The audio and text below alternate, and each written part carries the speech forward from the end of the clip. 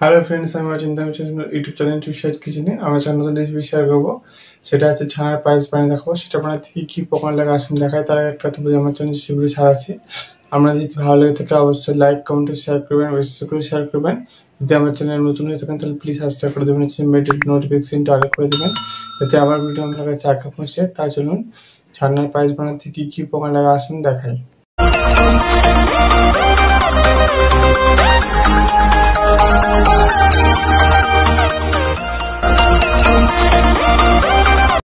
চলুন তাহলে ছানার পায়েস বানিয়ে দেখাবো। সেটা আপনাদের কী উপকরণ লেখা আসুন দেখায়।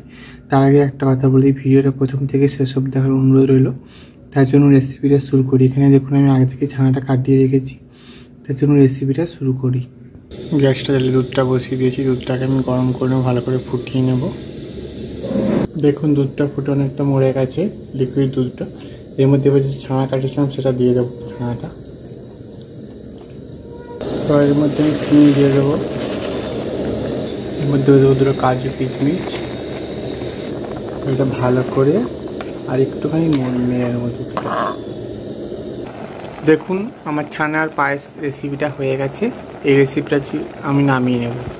দেখুন আমার ছানার পায়েস রেসিপিটা রেডি হয়ে গেছে।